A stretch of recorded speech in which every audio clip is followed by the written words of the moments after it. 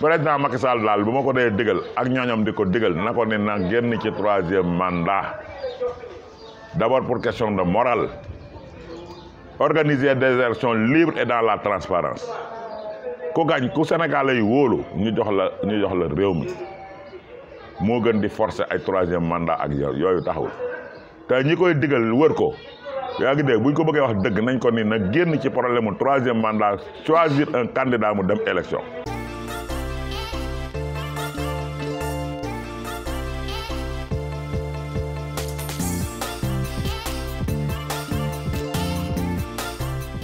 Avenir du jeune Sénégal présentement lu compliqué la fii dans ce pays.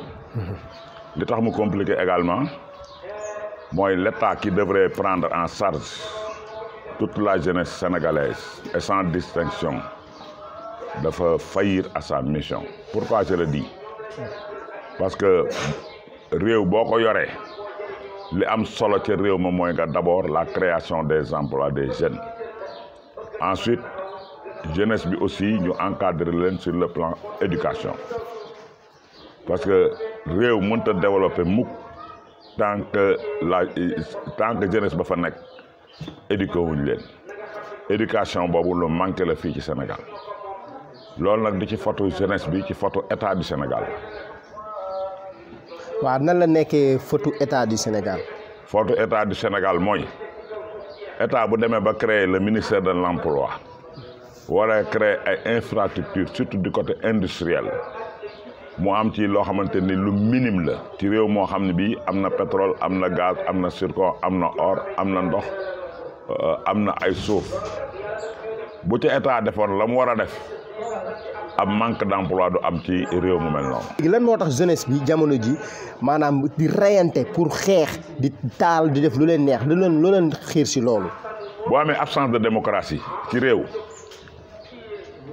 mu am recul démocratique boo xam ne bii ña fa nekkoon ñoo ko xeex pendant des années ab état dikk au lieu mu def renforcement de la démocratie mu delloo ko ginnaaw jeunesse boobu moo fokk mu doon ab jeunesse bu révolté moo waral ñuy mbëkk gaal yi di dem ci géej yi di dee ci ndox yi di dee fu ne parce que amu ci leen li ñu mën a jàpp donc boo demee ba jeunesse boo xam ne bii amu ci dara la ñu mën a jàpp forcément il faut qu'il y ait une révolution.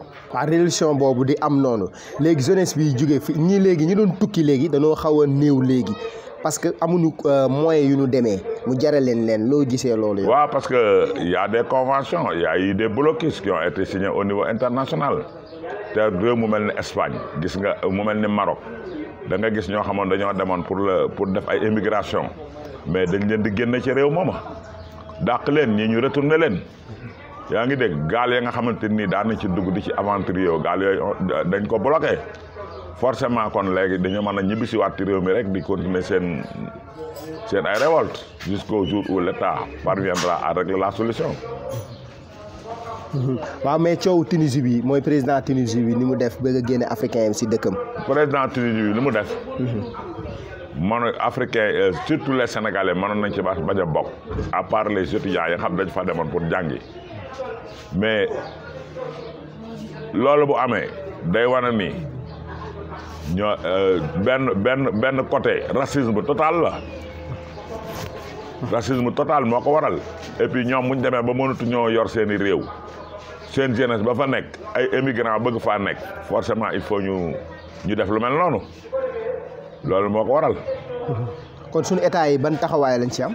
état yi taxawaay biñ ci am boo demee état bu mel ni Guinée fu mel ni Côte d'Ivoire au moins joxe nañu jël nañu ay gaz di jël ay avion di retirer seen ay nit mais Sénégal doganteeg def na ko di recenser naa ku bëgg a dem demal ku bëggul a ñëw ku bëgg a ñëw ñu indi la ku bëggul a dem toogal loolu du solution réew bu demee ba foog say doomi réew da ngay dem jëli leen delloo si leen seen réew fexe noo leen intégré ci réew ma loolu mooy yoon jox leen ay possibilités aussi ñu liggéey parce que liggéey moo leen fa yóbbu woon te koo xam liggéeyee ko yóbbu woon te mu dem ba nga xamante nii bu ñibbisee fii itam day dem ci chômage bi ak li fi am lépp ci koom-koom ci Sénégal fii te ñoom mënuñu cee jariñu forcément day am ñu fépp nu ñu bëgg a ñibbi.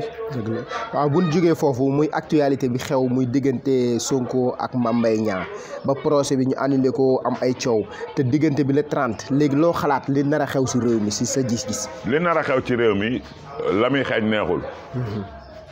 lu tax la muy xeeñ neexul. la résistance. constitution da ko nangu. nit boo demee ba xamante ni am un leader politique bu mel ni Ousmane Sonko. moo xam moo def moo xam deful. ñu ni Mame Mbaye Niang dafa détourné 29 milliards.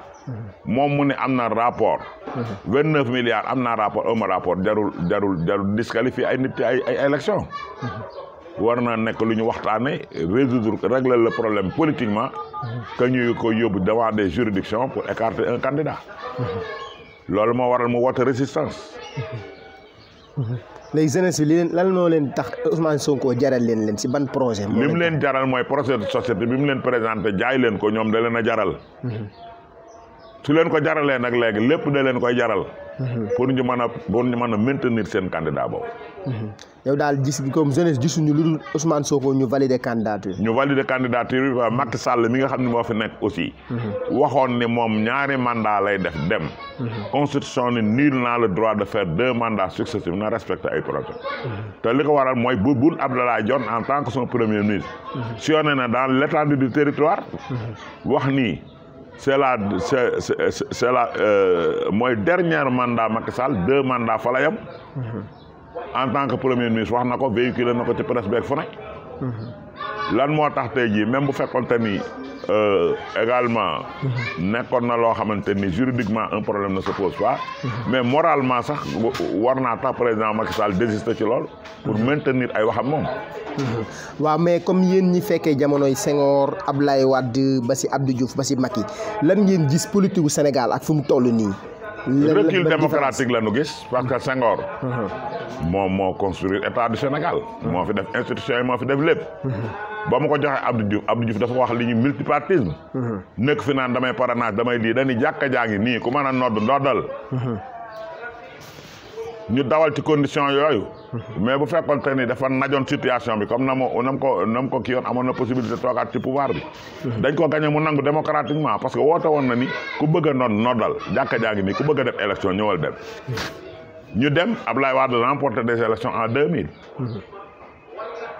waaye Abdoulaye Wade ba mu remporté ay élections dawal fi lu mat 12 ans moom tam dafa taxaw comme nii Macky Sall bëggoon a taxaw di forcer un 3e mandat. le peuple sénégalais ñu sanctionné ko mu dem mais bu fekkoon te ni ñamoon na ca ñaari mandaam qu'aujourd'hui Abdoulaye Wade day mel ni un Nelson Mandela. mais mënu koo mel. parce que dafa am loo xamante ni image bi da koo yàq ca départ ba. si nan la ko yàqee ni mu ko yàqee le fait de forcer un 3e mandat indi un quart bloquant pour instaurer son fils. dugal ko fii le peuple a dit non. noonu la ko yàqee. noonu la ko yàqee kon nag yow loo gisee président Macky Sall moom instant yi moom si li mu bëgg a pousser nii. waaw léegi lan nga mën a ñaaxaat jeunesse bi si politique bi ñu jël nii maanaam lu mu xas ba ŋànk rek faaw mu dagg. mooy coow yi am toj Auchan yi def yéen loolu lan nga ko xalaatee nan nga si gisee. non kenn waxul kenn mu toj am réew. réew buñ ko tabaxee. kenn amul droit di ko toj. waaye nag boo demee fu mel ni France bërki de mondial bi ñu imposé ab situation boo xam ne bii ça n'arrange pas la population nit ñi dañoo génn toj nañ lu ëpp lool. même France toj nañ ko. ok. toj nañ fa lu bëree bëri yàq nañ fa lu bëree bëri lan moo ko waral da ngay forcer ab situation. or mi waroo ko forcer. ok kon daal yow loo xalaat pour jàmmi réew mi am instant yi nii. li ma xalaat pour jàmmi réew mi mooy ñi nga xam ñoo ŋànk réew mi di magi réew mi nañu génn wax alerté. raisonné waat président Macky Sall ni ko moom pour question de morale na bàyyi librement ni nekkuma defuma 3e mandat ñoom ñi dem wuti candidat d'abord liggéey na fi lu mucc ayib ci réew mi Sénégal ñëpp xam na ko sur le plan infrastructure. loolu lu mu réussir la yaa ngi dégg ca départ waxoon na ni benn 4 avril bi mu toogee en 2012 ak détournement de deniers publics yi nga xam ñi ngi tudd ñu ne waxoon na ni duma protéger kenn moom bu mu protéger kenn justice nañ ko bàyyi mu def son rôle normal ba pare de séparation des pouvoirs ñu respecté ko ci réew bu ko defee Sénégal dem yoon. pour Sénégal dem yoonam mooy coow li nar a am le 30 yow lan nga si mën a xalaat tey jii pour jàmm am. bu dee dañoo bëgg a def meeting nañ leen autoriser seen meeting parce que meeting c'est prévu par la constitution. loo xam ni constitution moo ko nangu bu ko tere kenn surtout que yow nga di ko def di mobiliser ses troupes message boo bëgg a jàllale nga jàllale ko bàyyil keneen aussi mu jàllale ay message am normal c'est ça la démocratie. waaw mais li ñuy teg Ousmane Sonko nag mooy xañ ko ay droit am xañ ko. mu non Ousmane Sonko xañaguñ ko ay droit parce que la justice ne s'est pas encore prononcée. si bien ci problème Adji Sarr si bien ci problème Mame Mbaye Niang nañu bàyyi justice bi tëddee njaaxaar naa ñu juge ko normal suñ ko waree condamné ko bu fekkee il est innocent ñu relaxé ko pur et simple. ok loolu daal yow mooy moom nga xalaat. léegi yow Ousmane Sonko am nga loo xam ni tamit mën nga ko conseiller comme si dundinam ak doxinam. ak ñi Ousmane Sonko li ma koy conseiller mooy bu moom bu mu wootee loo xamante ni day yàq réew. parce que ay nit te surtout que loo xam ne buñ ko defee ay nit di ci dee te nit ñooñu fi ci dee benn nit rek bu dee c'est de trop waxuma la ak ay déjà la fois dernière y a 14 morts barki de mondial y a eu 3 morts c'est sûr et certain bu ñu dellawatte booy ba encore y aura des morts. waaw mais entre Macky Sall ak Ousmane Sonko kan mooy cause bi kan moo waral coow li dëgg. ki waral coow li dëgg mooy la société civile na jouer son rôle normal. son rôle normal c'est d'essayer de réconcilier Ousmane Sonko ak Macky Sall. na am ñu ci dox ay jéego ñu toog au moins sax pour maintenir cette démocratie bi nga xam ne ñoom fi lañ ko. mais jéego boobu ñu koy jéem a dox loolu sénégalais yi ñoo ko nangul ndax bugguñu Macky Sall ak Ousmane Sonko nekk benn loolu. non loolu mënut a am ci démocratie yi. yaa ngi dégg. fekk nañ fii Abdou Diouf def un gouvernement d'union nationale ay Abdoulaye Wade ñoom ñëpp ñoo dugg ci biir ak tous les partis yi fi nekkoon ñu dawal à un moment donné ban demee ba ay élection nit ñi retiré wu ku nekk dem ak sa bopp. ñu yóbbu Ablaye Wade au deuxième tour ñi ci des jàppale ñeneen ñu jàll loolu mooy liy dëgg. léegi entre coalition Yewwi Askan bi ak Ousmane Sonko lan moo fa xew ba lu bëri sax dañ koy seetaan si li ma dégg wala looloo si xalaat lan moo si xew. est-ce que am na entente foofu wala ay intérêt moo non entente am na fa bu amul woon entente Ousmane Sonko du réussir pour woote la grande mobilisation là. D'abord maa ngi dégg ci weewu nag ñu ne le 29 dañuy def un rassemblement bu am doole devant la porte de l'université Cheikh Anta Diop yooyu man maa ngi koy dégg ci dégguma ko ci presse bi sax laa koy déggee waaw te yooyu yëpp li ëpp doole mooy la société civile les chefs religieux yi nga xam ne ñoo ŋànk réew mi nañu waxtaan. teg les 2 candidats xamal leen ñoom ñaar kenn moomu ci Sénégal ñoom dañu fiy jóge ci Sénégal def fii. waaw mais li si ëpp dañ naan chef religieux yi wax kilifa diine yi waa kilifa diine yi moom seen rôle dafa am si côté diine moo gën xam nga dafa am temps spirituel am temps temporel léegi ñoom temps temporel bi li tax temps spirituel bi bëgg a régler loolu situation boobu. loolu non amul temps spirituel ak temps temporel. yooyu ay wax rek la. kilifa diine bu nekk na ngaa boot ay millions de personnes. yu nekk sa ginnaaw. am nga bàtti réew mi comme le faisait El Hadj Abdou Aziz Sy Dabakh à son temps. bu réew mi musaana toll fii day génn dem ca Cheikh Seydi Hadji Malick wax ak nit ñi wax ak peuple bi ku nekkul ci dëgg ñu teg la ci dëgg. chef religieux seen rôle mooy ñu wax te ñu bàyyi ay saaga ay wax ju ñaaw ay leneen ak leneen yooyu jaadu ko. boo nekkee kilifa nit ñi yaakaar la réew bu tollee fii da ngay génn yëkkati sa kàddu amul woo kenn di wax ak moom ci ay salon wala ñuy wax ci suuf nañ taxaw wax publiquement ñoom seen xalaat lan la ci Sénégal. léegi noo gisee tamit mooy xale yi bëgg a tukki maanaam si jamono jii ak ñiy dund mettit ba pare si réewi nasaraan si noo leen gisee yow ne loolu leen di conseillé ñu liggéey fii pour am wala faaw ñu dem fee pour am lan mooy différence. li am ci Sénégal amul ci réewu nasaraan yooyu réew mënta am pétrole am gaz bu dul jeex am zircon am lépp am ay dex am ay géej nañu toj Sénégal ñëpp ñëw toog ci réew mi ñu àndandoo liggéey ko ñu liggéey Sénégal parce que moyen am na fi. ba pare partenaire privé le secteur privé yii fi nekk ñu état accompagner leen parce que réew pour mu dox il faut qu'il y ait un secteur privé fort à l'absence du secteur privé fort réew moomu du mën a dem fenn te secteur privé pour mu am doole état moo ko mën a dooleel loolu mooy liy dëgg. waaw mais bu état àndeek maanaam ñi nasaraan si maanaam ñi ñëw fii jël suñu ressources yëpp. bu boobaa état a défaillé à sa mission parce que bu ñu signé ay partenariat dañuy war a signé partenariat gagnant gagnant ku nekk man tee gis sa bopp ka ñëw di exploiter gis ci boppam ka ñëw kam moom ay ressources naturelles am gis ci boppam. ndax boo xoolee Chine seen développement yëpp ñoom consommation locale la ñuy def mais ñun suñu consommation locale bi valoriser wuñ ko li si ëpp dañuy jëli di jéggaani di indi. d'abord bu ma la da Italie est parti à zéro yoruñu woon dara. dañoo def émigration. ñëw monter defar ay usine de transformation def lépp ba tey ji Italie dépendre ci kenn ma ngay dox yoonam nit ñaa ngi émigré ji di fa dem. Sénégal dafa nekk réew moo xamante ni tubaab bi moo war a ñëw fii ci dëkk bi ñëw émigré si ci.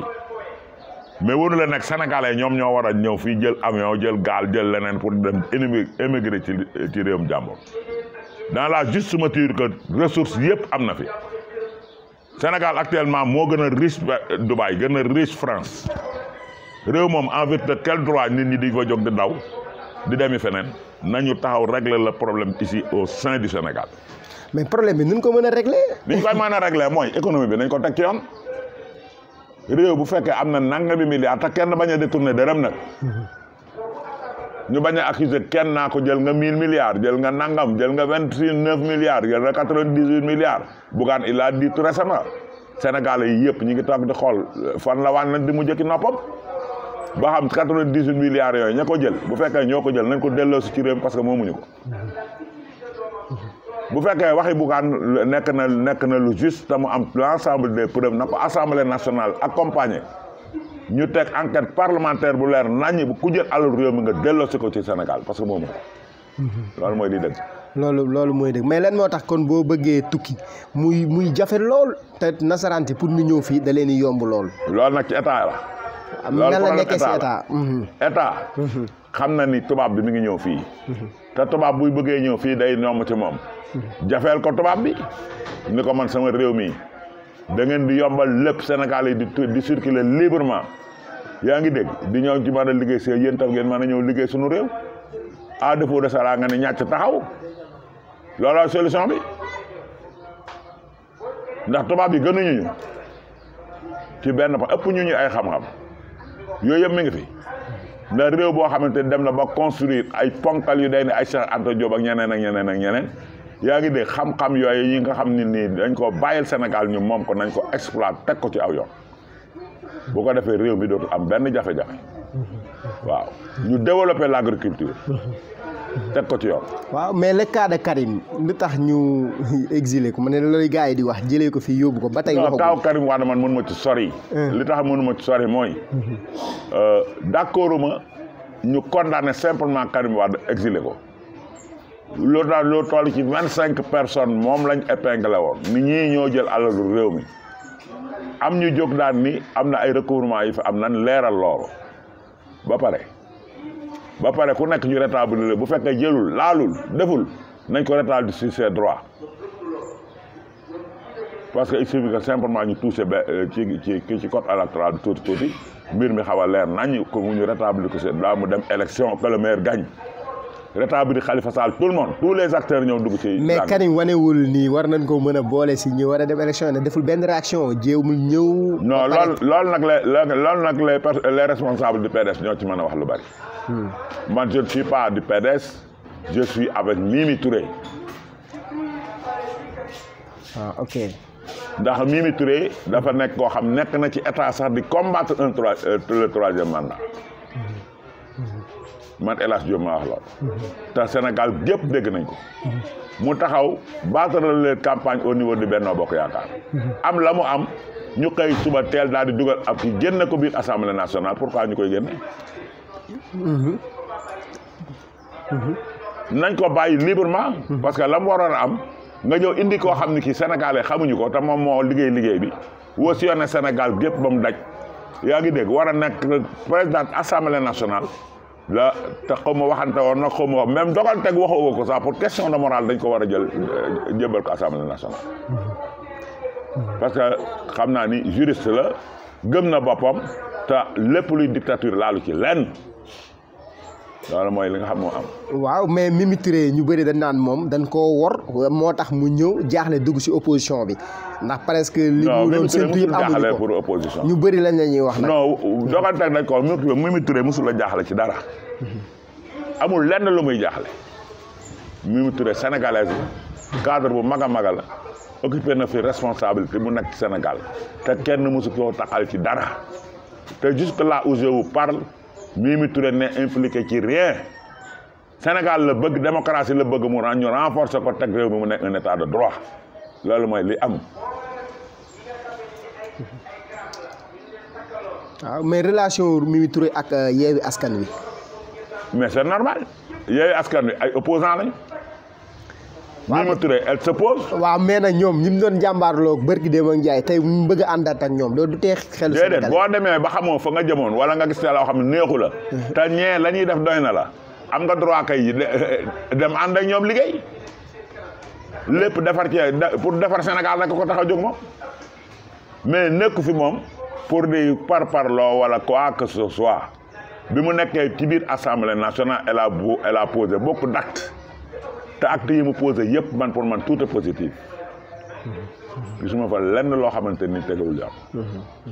mais kon nag Yewwi Askan Wi buñ ko recevoir lu woon xajal ko kon xëy na mënoon na xat xoolal relation am ak Sonko ay Guy Marius Sagna liñ koy seen mitin yi maam yi muy faral. non du xat même bu fekkee dafa dem seul Sénégalais du ñuy dof bu doon moom dong moo dem seul am na ñoo xam ne gëm nañ ko bëgg nañ ko te programme am neex na leen. man yow rek laa dégg ni Mimi Touré nga àndal. man El Hadj Diop moom laa àndal fii ba géej gi fer. yow rek laa ko de am nga si ay àndandoo yu. am nga si ay yu dul jeex a jeex. ku nekk am nga sa droit faral ka la neex. fii ci Thiès bari na ñoo xamante ni tey jii. ñu ngi seen kër toog wala ñu ngi ci yeneen affaire waa ñoom ñëpp bu carte gi tourné di nga xam ne Mimi am na bari na doole ci biir Sénégal. moom la ñu àndal. nëbbuñu ko làquñu ko. léegi li Ablaye Wade waxoon ni Senghor téye na réew mi 40 ans man tamit dinaa fexe téye réew mi lu mat 50 ans si parti libéral bi loolu sa xalaat googu noo ko gis. loolu waxi caaxaan dong la waxi Ablaye Wade jooju ça n'engage que lui bu fekkoon te dafa bëggoon a téye réew mi 40 ans horizon ay 2035 yooyu ñuy wax loolu wax du waxi dara kon boo yoree réew da nga koy teg ci dëgg nga liggéey lu ñu mën a xam. instaurer démocratie et renforcer l'état de droit normal ba pare nga def la séparation des pouvoirs am na yoo xam mi ngi foon Abdoulaye Wade si biiroon na ko bu mu ñëwee mënoon na ko dindi ku taxaw pour liggéeyam réew doo doxe noonu. kon looy dénkaan Macky Sall suñu président si jamono ji pour réew mi am jàmm rek ndax réew mi ñëpp jaaxle nañu si fitna yi. li ma ko wax mooy 3e mandat jàmm ko gën ci réew. nee naa ci njëlbeen ni la bu fekkee le problème juridique même ne se pose pas le problème moral dafay poser moral mooy ko lool parce que moom moo ko wax inscrit ko bind ko ci ay livre dégg naa ko mu naan contexte bi mën naa ne pas de contexte ici la constitution est très claire ñoom ñoo def seeni révision ñoo vérifié ñoo def lépp ni nul n'a le droit de faire 2 mandats successifs kon moom bu mu ko def liggéey na ci Sénégal loo xamante ni tey jii lu mag a mag la yaa ngi dégg jël na réew mi jële ko à un point B à un point A yóbbu ko à un point B. na contenté wu ci loolu boo liggéey mu am way ci Sénégal. waaw mais fekkee maam ñi mu àndal doyuñu ko maanaam moom mu bëgg imposer loi fekkee ñi mu àndal seen i intérêt dong moo leen fa bàyyi. ok. bu nu nax Macky Sall ñoom as gor du nax morom. parti may ñi mu àndal. ñoom ñi mu àndal di liggéeyal APR ma ne nga ni ñooñu. ñi mu àndal di liggéey APR ak ñi nga xam ak parti yi ci greffe gëmuñu loolu. ñooñu ay intérêt moo leen fa bàyyi. na dem waxuñu ko dëgg kon. waxuñu ko dëgg Macky Sall na retiré wu dem ca këram toog librement réfléchir dans le fond te mu xam boppam te déglu soxnaam rek ñoom ñaar ñu waxtaane ko. gars yi seen intérêt fi bàyyi bu leen fi seen intérêt bàyyiwul woon duñ fi nekk naan dañuy détourné wala dañuy def quoi que ce soit wala sinon ñu leen ci impliqué la cour des comptes barki ne moo njaay wane na ko d'abord boo respecté le président de la république mu jox la ay responsabilité war nga am yeneen war nga am feneen fooy taxawee lu dul di def ay détournement de deniers publics bañu ay daas ak yu ma xamul ñu naan ña nga leen di entendre digg ak ña nga leen di entendre yooyu ay wax joo xamante ne taawul loolu mooy li nekk. waaw loolu moom lu wér la xam naa tamit looy ñaaxaat jeunesse bi nga tàggatoo ak coow lii yàlla na si yàlla dolli jàmm te si weeru koor lañ. li may ñaaxaat jeunesse bi mooy nañu dem inscrire ci liste électorale yi de manière massive parce que 70% de la population du Sénégal c'est des jeunes na ñëpp mobiliser wu dem inscrire seen carte nga ñu choisir le candidat boo xam ne bii moom mooy am njariñu Sénégal te loolu ñoom ñëpp mënees na koo xam bu ñu xamee ñu wote ko massivement képp koo xam ne da ngaa nekkoon ci réew mi pour yàq su boobaa doo am benn possibilité parce que dañ lay kale fépp nañ dem inscrire ci liste yi parce que booy wax aussi te inscrire ci liste électorale yi te carte électeur mooy bala fital bi nga xam mooy régler lépp nga yor sa carte le jour ji nga voté. waa diaspora pour l'intérêt du Sénégal. waa diaspora bi maanaam ndax dinañ noo leen di soññ pour élection yi. ñoom tam nañu inscrire. yore seeni carte électeur ñoom ñëpp ñu voté utile. voté utile c'est le fait de voter pour l'intérêt du Sénégal. ki nga xam ni kii yaakaar nañu ne moo am njariñu Sénégal ñu woteel ko.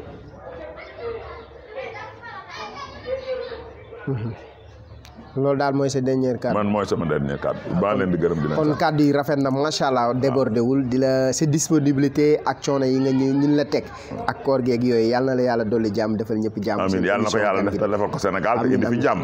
amiin yaa indi fi salaam. amiin waaw ñuy ñaax chefs religieux yi aussi ni leen ñoom yàlla ñoo fi représenté yonent yi nañu ñaanal réew mi jàmm. surtout ci période weeru koor bii. Sénégal am jàmm. dellu fa mu nekkoon. ñu doxali démocratie. da buñ ko mënee gën a renforcer ñu renforcer. lan moo may jaaxal dañ naan Sénégal fa mu nekkoon kon Sénégal fa mu nekkoon nekkatu fa. déedéet Sénégal moom fa mu nekkoon nekkatu fa moom. parce que Sénégal actuellement maa ngi nekk ci les 25 pays les plus pauvres du monde. réew nag mënta am zircon am gaz am pétrole am or am ndox am géej ami lépp nga fekk ñun fi amee institution ñu toll ba heure bi ñu naan 25 pays les plus ridicules du monde c'est pas juste. kon les Sénégalais ne travaillent pas.